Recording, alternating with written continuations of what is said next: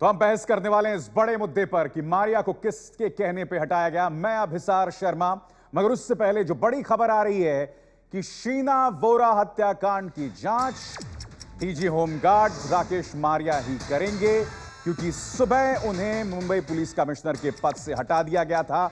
सख्ते में थे लोग जब यह खबर सार्वजनिक हुई थी, मीडिया में इसकी चर्चा हुई और अब अचानक कुछ देर पहले यह खबर आई है कि राकेश मारिया शीना मर्डर केस की जांच करते रहेंगे। क्योंकि जब उन्हें हटाया गया था तो पहला सवाल यही उठाया गया था कि भाई शीना वोरा हत्याकांड में राकेश मारिया के नेतृत्व में जो जांच हो रही थी, उसके बाद उस पूरी जांच का क्या होगा।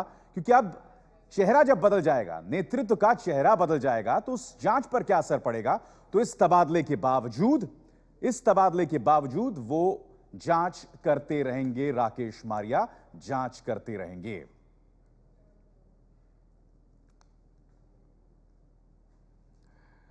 वाकई अगर आप स्थिति को गौर से देखें तो बहुत ही हास्यास्पद है।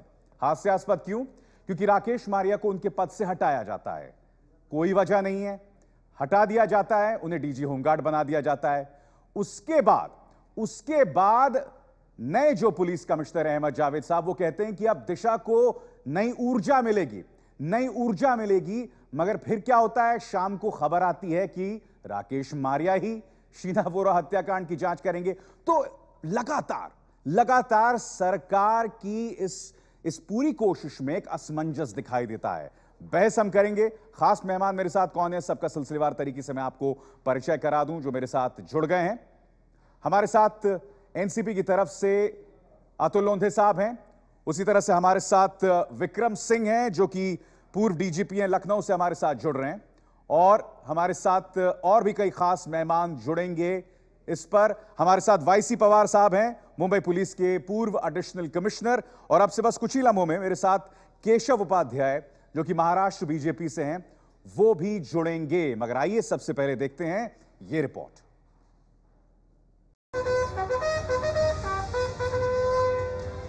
अगर सब कुछ ठीक होता तो फिर ये तस्वीरें 30 सितंबर को सामने आती, लेकिन विदाई की तय तारीख से 3 हफ्ते पहले ही मुंबई के पुलिस कमिश्नर राकेश मारिया की छुट्टी हो गई। राकेश मारिया को प्रमोशन देकर होमगार्ड का डीजी बनाया गया है, जबकि होमगार्ड के डीजी रहे अहमद जावेद को मुंबई का नया पुलिस कमिश्नर नियुक्त किया गया है। कहने को तो राकेश मारिया को एडिशनल डीजी से डीजी बनाकर प्रमोशन दिया गया, लेकिन असली बात यह है कि राकेश मारिया को मुंबई पुलिस कमिश्नर पद से हटाया गया है। नए नियम के मुताबिक डीजी रैंक का अफसर कमिश्नर होगा। मारिया अभी तक एडीजी थे, प्रमोशन उनको मिल गया। ऐसे में सरकार चाहती तो इस पद पर उन्हें बनाए रख सकती थी, लेकिन ऐसा हुआ नहीं। प्रमोट भी करना है, बदली भी करनी है और उनके जगह पे किनको सीपी बनाना है, ये बात बहुत पुरानी हो चुकी है हम सरकार में। और हम लोगों ने इसमें चर्चा करने के बाद ये निर्णय लिया गया है, इससे कोई संबंध नहीं है शीना वोरा केस का।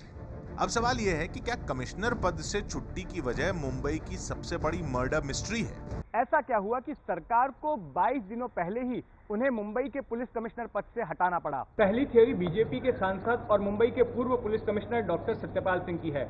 डॉक्टर सत्यपाल सिंह का कहना है कि पीटर मुखर्जी राकेश मारिया के दोस्त हैं और इस वजह से शीना वोरा हत्याकांड मामले में राकेश मारिया पीटर के प्रति नरम रवैया अख्तियार कर रहे हैं। अगर उनको लगा ये बात हो, इस बात में उनको कोई भरोसा हुआ, कोई गलत काम हो रहा है, ऐसा उनको कुछ लगा होगा, इसीलिए उनको हटाया होगा। वैसे तो हटाने का कोई सवाल पैदा नहीं हुआ। तो क्या शीना केस की तफ्तीश की वजह से मारिया सरकार की आंखों में खटक रहे थे? सवाल इसलिए क्योंकि इसी दिन अखबारों में मुख्यमंत्री देवेंद्र फडणवीस का भी बयान छपा था, जिसमें उन्होंने मुंबई पुलिस पर निशाना साधते हुए कहा था कि पुलिस मीडिया में चर्चित शीना केस पर काफी ध्यान दे रही है, लेकिन उसे उतना ही ध्यान ऐसे केस पर भी लगाना चाहिए जिस पर मीडिया का ध्यान नहीं है। जो आप कह रहे हैं कि जो संबंधित उस केस से संबंधित जो अधिकारी थे इन्वेस्टिगेशन की, उनकी भी बदली या तबादला हो गई, ये ऐसी कोई वस्तुस्थिति नहीं है। जो लोग दूसरी थियरी मान रहे हैं, उनके मुताबिक मारिया की इमेज शरद पवार के खास पुलिस अधिकारी के तौर पर बन गई थी। कई वरिष्ठ अधिकारियों को सुपरसीड करते हुए उन्हें इस पद पर नियुक्त किया गया था महाराष्ट्र की कांग्रेस एनसीपी सरकार की ओर से। इसके बाद इस इमेज को उस वक्त और हवा मिली जब इसी साल आईपीएल के पूर्व कमिश्नर ललित मोदी के साथ उनकी तस्वीर नजर आई। यूके में वो दोनों लोग साथ में मिल रहे हैं। इस तरह की एक तस्वीर जब मीडिया में जारी हुई तो उसके बाद इस इमेज को और बल मिला। मारिया ने एक दिन पहले ही कहा था कि शीना मर्डर केस में वो ही चार्जशीट दायर करेंगे। मतलब साफ है कि एक रात पहले तक मारिया को भी सरकार के इस फैसले की भनक नहीं थी। रविवार को दैनिक भास्कर अखबार में मीडिया पर सवाल उठाते हुए मारिया का एक इंटरव्यू छपा था, जिसमें उन्होंने कहा था, मैं इस केस को दिल्ली का आरुषि केस नहीं बनने दूंगा। मुंबई पुलिस की इज्जत मेरे हाथ में है, इसलिए मैं दूसरे ही दिन इंद्राणी से पूछताछ करने पहुंचा। मेरी टीम दिन रात उन तीनों आरोपियों से पूछताछ में लगी है। शिफ्ट में पुलिस ऑफिसर्स की ड्यूटी लगाई है। मेरे कई ऑफिसर ड्राइवर की गिरफ्तारी वाले दिन से अपने घर नहीं गए हैं, आरोपियों के साथ थाने में रह रहे हैं। और अब खबर है कि राकेश मारिया ही शीना बोरा मर्डर केस की जांच पूरी होने तक करेंगे।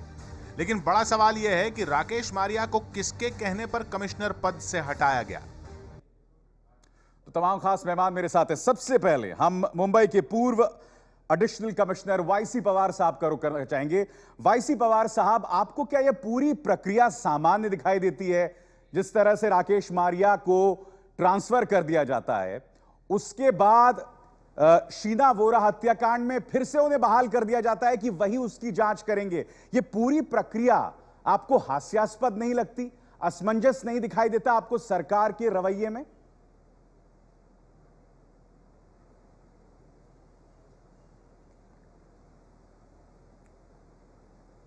नहीं, इसमें कुछ बातें पक्की मालूम नहीं है। मुझे नहीं मालूम कि ये ऑफिशियल स्टेटमेंट है कि मारिया ही ये केस का तपास करेंगे या नहीं करेंगे।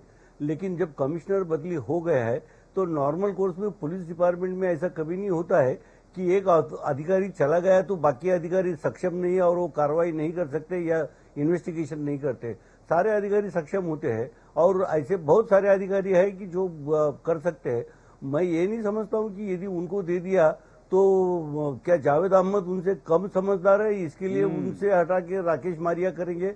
इसमें कुछ तो गड़बड़ है, लेकिन पक्का क्या है मुझे नहीं मालूम है। मुझे चलिए, वाईसी पवार साहब से मेरा लिंक टूट गया, मगर बहुत अहम बात पवार साहब ने कही कि अगर वाकई शीना वोरा हत्याकांड की जांच वही करेंगे तो वो भी अपने आप में असमंजस बता रहा है। क्या बाकी लोग इतने कॉम्पिटेंट नहीं थे?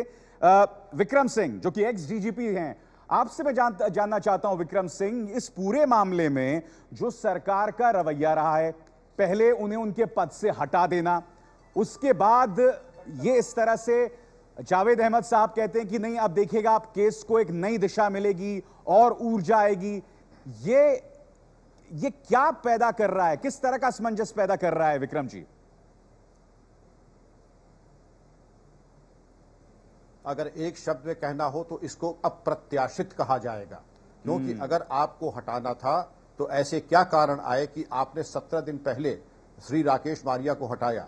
ये सरकार का स्वविवेक का एक कारण है। वो जब जिसको चाहे हटा सकती है, निलंबित कर सकती है, प्रोन्नत कर सकती है। और प्रोन्नति के ऊपर भेजा तो एक यूनिफॉर्म्ड ऑफिसर होने के नाते श्री राकेश मारिया को सैल्यूट करना चाहिए और नए पद पर बड़े गौरव के साथ उसको ग्रहण करना चाहिए, जो कि उन्होंने ग्रहण किया। लेकिन शीना मर्डर केस के बारे में ये जो, अगर ये कयास सही है, अगर कयास है तो इसकी मैं टिप्पणी नहीं करूंगा, अफवाह है तो टिप्पणी नहीं करूंगा। लेकिन अगर ये प्रामाणिकता के साथ कहा गया है कि राकेश मारिया जी ही इसकी विवेचना करेंगे तो ये एक बहुत ढुलमुल नीति को दिखाता है।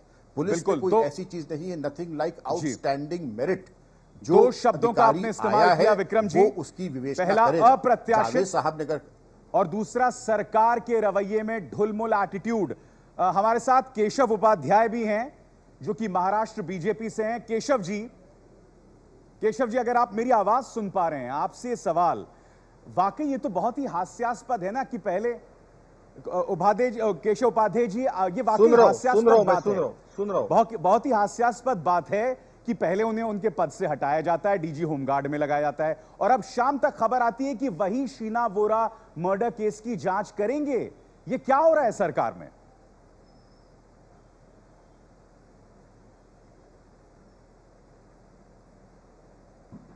नहीं, ये क्या होने का सवाल कहां आता है? यहाँ उनकी रूटीन ट्रांसफर है, ये रूटीन ट्रांसफर है, इसमें कोई राजनीतिक या फिर कुछ और उसमें है ऐसे सोचने की बिल्कुल जरूरत नहीं।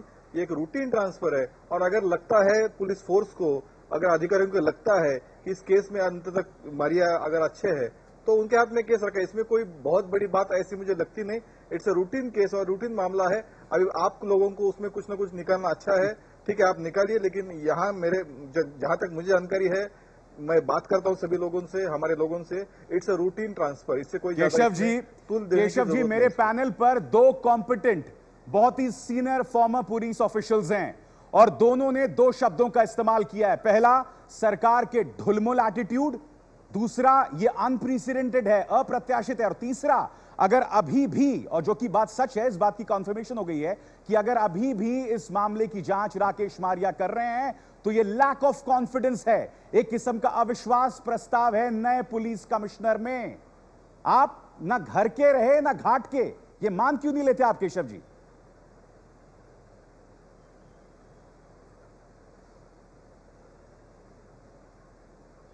नहीं, ये मानने का सवाल आता नहीं। मुझे एक बात बताइए, इसमें घुलमुल क्या घुलमुल का रवैया है सरकार का, ये मुझे पहली बार स्पष्ट बताइए। क्योंकि ये कहने के लिए तो बहुत अच्छा लगता है सरकार का रवैया घुलमुल है, सरकार रवैया ठीक नहीं है, लेकिन टू द पॉइंट हम अगर बात करने जाए तो उल्टा ये केस ठीक से रहे इसलिए उनके पास रखा है। अगर ये नहीं रखते तो मैं आप आपको बताता हूं बात करते। केशव जी, अगर मीडिया है, मीडिया को बात हम दोनों तरफ से कर सकते हैं कि देखो ये सीना इंद्राणी का खटला, इंद्राणी का केस सॉल्व। मैं आपको बताता हूं कैसे। उन्हें पूरी तरह से डीजी होमगार्ड में स्थानांतरित कर दिया गया था। दिन भर मीडिया आउटरीच हुआ, मीडिया में इसकी चर्चा हुई। आपने बौखला के शाम को वापस शीना बोरा हत्याकांड की जांच का उन्हें जिम्मा दे दिया। ये ढुलमुल एटीट्यूड नहीं तो क्या है केशव जी?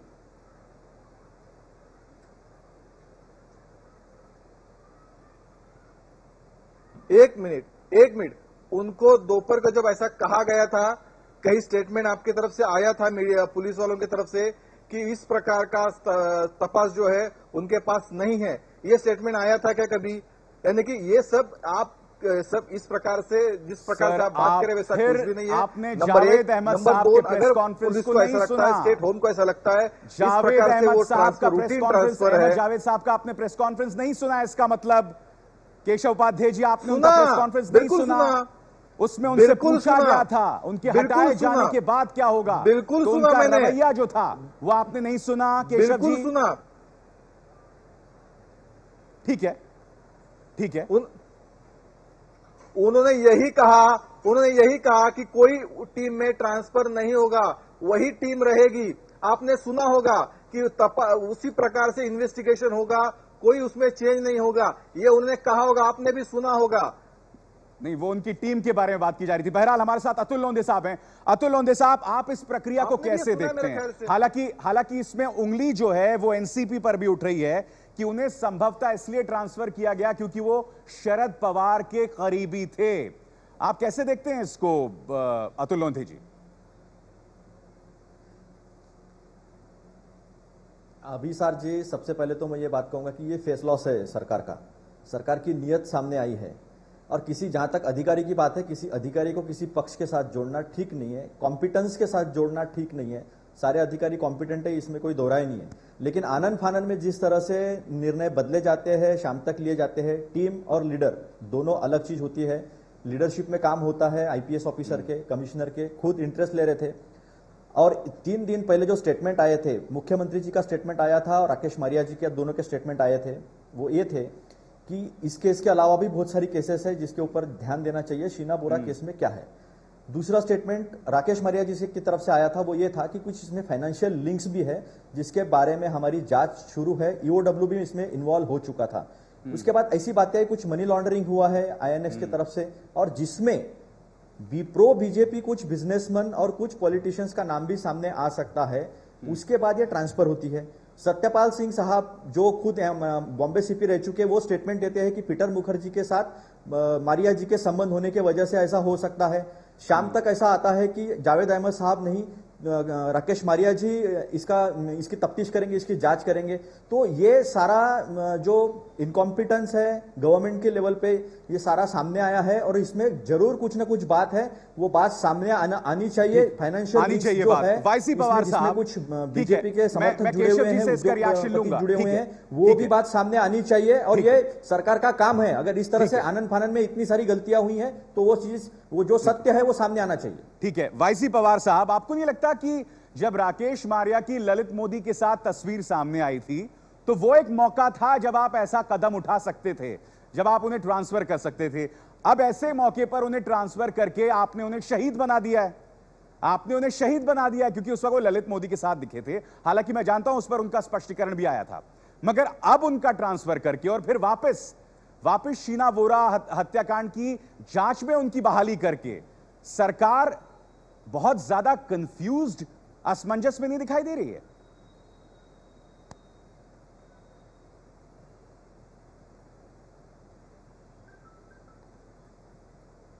नहीं, इसमें मेरे मन में कोई शक नहीं, लेकिन मुझे शक जो है कि ये सही है कि राकेश मारिया ही इस केस का सुपरविजन करेंगे। इसके बारे में ऑफिशियल स्टेटमेंट आया होगा तो बड़ा अनफॉर्चुनेट है, क्योंकि इसका मतलब सीधा यह है कि नए कमिश्नर इनकॉम्पिटेंट है, केस के ऊपर सुपरविजन नहीं कर सकते। क्योंकि एक्चुअल इन्वेस्टिगेशन तो टीम करती है, उनका लीडर जो होता है उनको सिर्फ डायरेक्शन देता है कि ऐसा करो, क्या हुआ है उसके बेस के ऊपर देता है।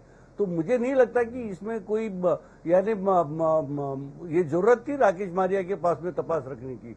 दूसरी बात यह है कि वो जब ललित मोदी के केस में ये हुआ था तो उस टाइम मैंने ये भी डिमांड किया था कि उनको कोई अधिकार नहीं पुलिस में रहने का, क्योंकि एक रेड कॉर्नर, ब्लू कॉर्नर, जो भी कॉर्नर नोटिस होगी जिस आरोपी के खिलाफ है, उनको प्रदेश में मिलना किसकी इजाजत से मिले थे मुझे नहीं मालूम। कुछ सर्विस कंडक्ट रूल्स है, डिसिप्लिन रूल्स है, उसका तो पूरा भंग हुआ था। लेकिन अभी सरकार को क्या हुआ है मुझे नहीं मालूम, लेकिन इस टाइम पर, ऐसे टाइम पर कि जब एट द पीक है मैटर सारी, उस टाइम और इन बिटवीन कर दिया है ट्रांसफर। 30 सितंबर तक के वेट कर सकते थे, या तो हटाना था तो पहले ही हटा सकते थे। सरकार की छीछा लेकर विक्रम जी, आपको लगता है अगर उस सरकार को ठीक है पवार साहब पड़ा है, वो सरकारी जाने, और ये सरकार की ड्यूटी बनती है, सरकार की ड्यूटी बनती है कि ये लोगों के सामने रखे। ठीक है विक्रम जी, आपको लग रहा है ऐसे में सरकार की छीछा लेदर हुई है? जब ललित मोदी के साथ उनकी तस्वीर दिखी थी और पवार साहब खुद कह रहे हैं कि आप कॉन्डक्ट रूल्स का वायलेशन था एक तरह का, ये तब आप हटा सकते थे, तब आपने किया नहीं, अब आप कर रहे हैं और फिर उन्हें बहाल कर देते शीना बोरा हत्याकांड की जांच के लिए।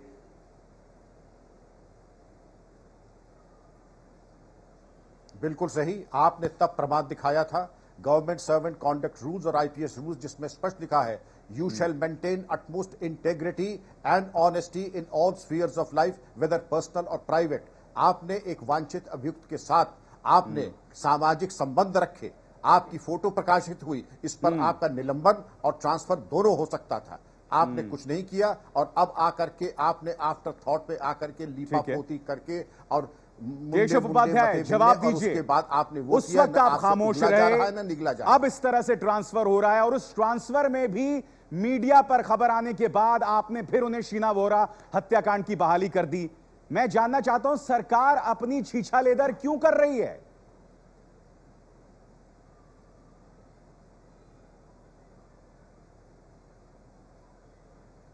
ऐसा है, सबसे पहली बात आपने अभी कहा कि वो शरद पवार के करीबी है इसलिए उनकी ट्रांसफर की गई। अगर ऐसा होता तो सरकार आने हुए 8-9 महीने हुए। अगर किसी के करीबी होने की वजह से अगर ट्रांसफर हुए थे तो इसके पहले भी हो सकते थे, वो नहीं हुए। इसका मतलब है कोई किसी के नजदीक है या दूर है या कहीं और उनके साथ रिलेशन है, इसके ऊपर ये ट्रांसफर नहीं हुआ। ये सबसे पहले गलत बात है, वो हमें दूर करनी चाहिए कि वो किसी के करीब है इसलिए ट्रांसफर हुआ, ये बात गलत है, नंबर 1। नंबर 2, दूसरी बात, जो अभी इस वक्त इस बार इसके पहले जो अपॉइंटमेंट हुई थी मुंबई कमिश्नर की, वो भी ऐसे ही हुई थी। कोई ऐसे रूल के हिसाब से इस डेट को रिटायर हुए हैं, दूसरे ऑफिसर आए हैं, इस प्रकार से नहीं हुई थी। नॉर्मली ऐसे ही होते हैं जब अगर प्रशासन को लगता है, होम को लगता है कि अगर यहाँ कुछ चेंजेस लाना जरूर है महाराष्ट्र में लॉ ऑर्डर के लिए, अगर वो उस प्रकार से वो रूटीन ट्रांसफर होते हैं। इसका कोई बड़ा केशव जी, आप पवार साहब के उस सवाल का जवाब दीजिए ना। क्या मुंबई पुलिस कमिश्नर कॉम्पिटेंट नहीं है? सरकार से भी मेरी बात, क्या Mumbai police commissioner Ahmad Javed competent नहीं है? कौन से कि आप शीना वोरा हत्याकांड की जांच जो है राकेश मारिया साहब से ही करवा रहे हैं? क्या आप गलत संदेश नहीं भेज रहे केशव जी? सबसे पहली बात तो ये सबसे पहली बात, ये बात तो मैं आपके यहाँ ब्रेकिंग न्यूज देख रहा हूं और उसके आधार पे मैं बात कर रहा हूं, क्योंकि वो कंफर्म है कि नहीं मुझे भी पता नहीं इस वक्त। अगर वो इस प्रकार की बात है तो मुझे लगता है कि अगर वो जो केस चल रहा है वो सॉल्व करने में अगर राकेश मारिया जी का योगदान हो सकता है तो उसमें लेने में हर्ज क्या है? वो तो रिटायर हुए हैं, ना ऑफिस फोर्स के बाहर गए हैं। अगर वो पुलिस फोर्स में है तो उनका योगदान लेने में हर्ज क्या है? अगर वो पहले जो केस स्टडी कर रहे हैं, मुझे आप बताइए इसमें योगदान लेने में हर्ज क्या? अतुल जी, योगदान लेने में कोई हर्ज नहीं। अतुल लोंदे जवाब दीजिए। केस सॉल्व होने में अगर अतुल जी योगदान लेने में कोई हर्ज नहीं है, कैसे आप इसे? गलत क्या है मुझे बताइए, गलत क्या है अतुल जी बताइए। अभी सर जी ये इंटर ट्रांसफर हुआ है, डीजी होमगार्ड को मुंबई सीपी बनाया जाता है, मुंबई सीपी को डीजी होमगार्ड बनाया जाता है। ये करना क्या चाहते हैं अफसरों को? अभी उन्होंने जो केशव जी ने कहा है कि लॉ एंड ऑर्डर सिचुएशन के हिसाब से हमको चेंजेस करने पड़े हैं या प्रशासन ने किए होंगे। इसका मतलब क्या राकेश मारिया जी इनकॉम्पिटेंट है? दोपहर तक इनकॉम्पिटेंट है और शाम को कॉम्पिटेंट हो गए।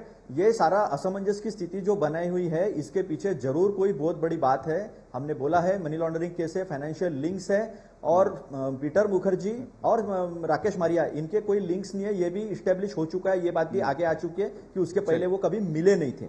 इतनी असमंजस की स्थिति पैदा करने के बाद आनंद फानन में फेस लॉस हुआ है, डैमेज कंट्रोल के लिए ट्रांसफर्स किए जाते हैं, फिर तफ्तीश जो है वो वापस दी जाती है। ये थोड़ा सा ठीक नहीं है, ये हास्यास्पद तो है, लेकिन अफसरों के बारे में, उनके कॉम्पिटेंस के बारे में कोई प्रश्न चिन्ह उपस्थित करना ये ठीक बात नहीं है। उनके भरोसे ही चलिए, बहुत बहुत शुक्रिया अतुल लोंधी जी। मेरे पास वक्त इतना ही है। केशव उपाध्याय जी बीजेपी से, वाईसी पवार साहब जो कि पूर्व एक्स एडिशनल कमिश्नर है, और साथ ही विक्रम सिंह एक्स डीजीपी, आप सबका बहुत बहुत शुक्रिया। तो इसमें दो राय नहीं है, इस पूरे घटनाक्रम में आज पूरे ही दिन में जितने यू टर्न्स आए हैं, या कम से कम एक यू टर्न शाम को आया है, उससे सवाल ढेरों सामने खड़े हो गए हैं, जवाब मिलने बेहद मुश्किल हो रहे हैं।